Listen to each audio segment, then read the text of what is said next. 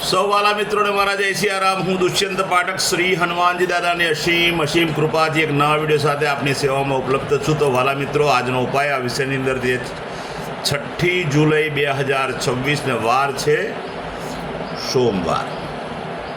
વાલા મિત્રો, વાત કરીશું આજના પંચાંગની. તો જ્યેષ્ઠ મહિનો કૃષ્ણ પક્ષ ચાલી રહ્યો છે અને સાથે સાથે પૂર્વ ભાદ્રપદ નક્ષત્ર, સૌભાગ્ય યોગ, કુંભ રાશિનો ચંદ્ર અને મિથુન રાશિનો સૂર્ય છે. વાલા મિત્રો, અશુભ સમયની જો વાત કરું તો રાહુકાળ સવારે 7:29 9 ને 10 મિનિટ સુધી છે અને યમઘંટ સવારે 10:51 બપોરે 12:32 સુધી છે. આ બંને સમય અશુભ સમય કહેવાય. અશુભ સમયની અંદર કોઈ પણ પ્રકારનું શુભ કાર્ય, શુભ યાત્રા ન થાય. શુભ કાર્ય અને શુભ યાત્રા કરવા માટે કોઈ સારું ચોકડિયું, કોઈ સારું મુહૂર્ત લેવું જોઈએ, જેમાં ઉત્તમ અભિજીત મુહૂર્તનો સમય બપોરના 12:05 બપોરે 12:59 સુધી છે. આ સમયની અંદર તમે કોઈ પણ પ્રકારનું શુભ કાર્ય અને શુભ યાત્રા કરી શકો. વાલા મિત્રો, હવે વાત કરીશું આજના ઉપાયની. તો આજના ઉપાયની અંદર વહેલી સવારે સ્નાન કરવા બેસો ત્યારે નાવાના પાણીની અંદર 3 ચમચી હળદર પધરાવવાની. પાણીમાં તે હળદરને મિક્સ કરી દેવાની. ત્યાર પછી તે જ પાણીથી નાહવાનું છે. સાબુ અને શેમ્પૂનો ઉપયોગ પણ કરવાનો છે. નવું પાણી પણ તમે ઉમેરી શકો. સ્નાન થઈ ગયા પછી વસ્ત્ર પહેરી લો. ત્યાર પછી દૂધનું તિલક કપાળમાં અને નાભી પર કરવાનું છે. બરાબર સમજો, દૂધનું તિલક કપાળમાં અને નાભી પર કરવાનું છે. બસ આટલું કરી લો. ત્યાર પછી સીધું સંધ્યાકાળે પશ્ચિમ દિશા તરફનું મુખ રાખવાનું. શ્રી હનુમાનજી દાદાને કાકભૂષણની રામાયણજીનો પાઠ અને હનુમાન ચાલીસાનો પાઠ દાદાને અર્પણ કરવાનું. રાત્રે સૂતા પહેલાં પોતાની પથારીમાં બેસવાનું. પલાઠી વાળવાની. ઓમ કૃષ્ણાય વાસુદેવાય હરે પરમાત્મને પ્રણતક્લેશનાશાય ગોવિંદાય નમઃ આ મંત્ર યથાશક્તિ જપવાનું છે. આટલું કરી લો એટલે તમારો ઉપાય પૂર્ણ થઈ જાય છે. જે મારા વાલા મિત્રનો જન્મદિવસ 6 જુલાઈ 2026 સોમવારના દિવસે છે, બધા જ વાલા મિત્રોને સૌપ્રથમ તો જન્મદિવસની શુભકામના.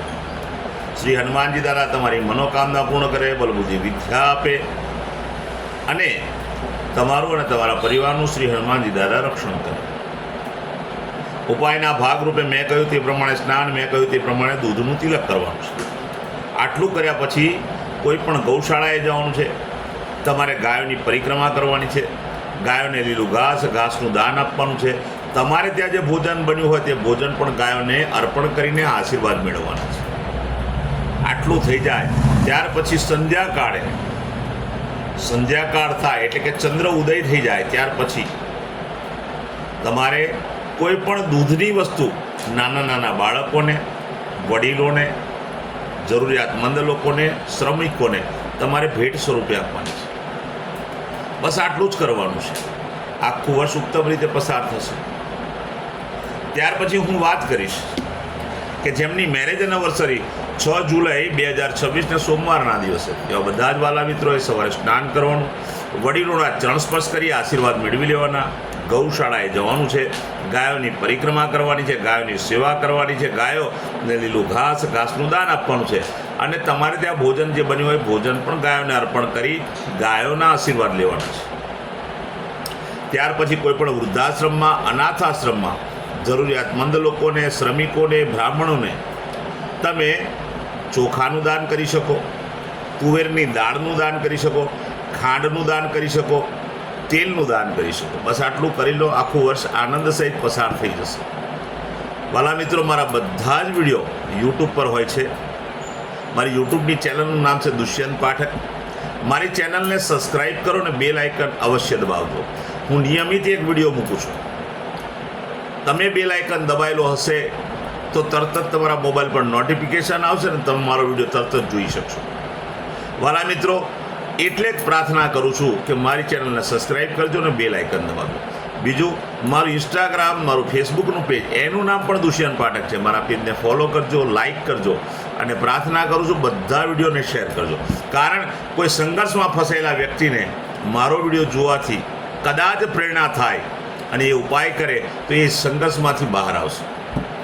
હું નિયમિત એક વાત અવશ્ય બોલું છું કે મારો વિડીયો એકવાર જોવાથી કે એકવાર ઉપાય કરવાથી 24-48 કલાકમાં પરિણામ નથી મળતું. આ કોઈ ચમત્કારની વાતો નથી. નિયમિત મારો વિડીયો જોજો, નિયમિત ઉપાય કરજો તો તમે સંઘર્ષમાંથી, દુઃખ, પીડા, ચિંતા, ટેન્શનમાંથી બહાર આવશો. નવા વિડીયોમાં ફરીથી મળીશું. આપ સૌને સીતારામ.